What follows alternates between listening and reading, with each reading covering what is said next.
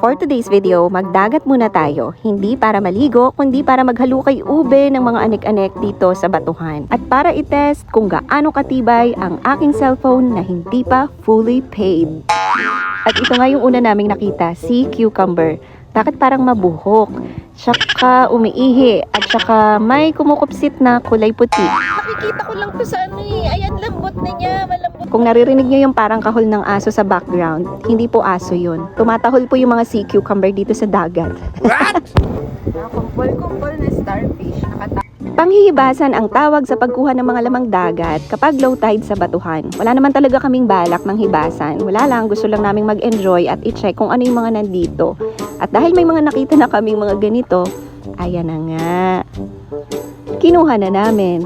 Etong isang shell na to, masarap yan. Yan ay nilalaga lang, nilalagyan ng asin, ng pampalasa, tapos solved na. Ibabalik ko na sana sa tubig, kaya lang dahil marami-rami na rin nakuha si Kirby at saka si Mash, o eto na, edi inipon ko na. Nakita ng ganyan kanina. Umanggari! Yung isa, tingni. Ay, umang. Kinakain dito sa ibang lugar. Binabrush. Sarap yan. Masarap nga ito.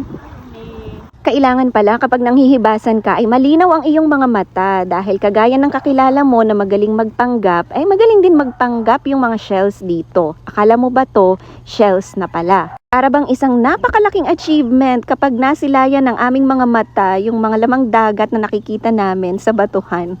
Nakakatuwa. Hindi naman halatang masyadong nag-enjoy itong si Mara sa paghahanap ng mga anik-anik. Kinarir niya talaga. Saan doon? May sea urchin dito. Ah, dito ako. May ano kasi. So yun ay may fly. Ang laki! Ay! Naihi!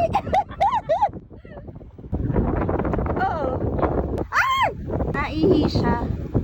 At saka, ano ba yung itsura mo? Siya'y humahaba, siya'y tumataba. Ano ito? Kulay brown, parang mabuhok. Amber. Ganda ng sunset.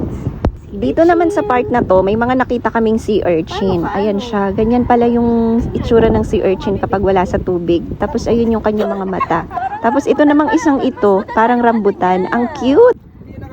Parang rambutan. Hindi nakakatusok. Eh, pwedeng ko. Ayan, pabalik na kami. Yun lang. Pabalik na mga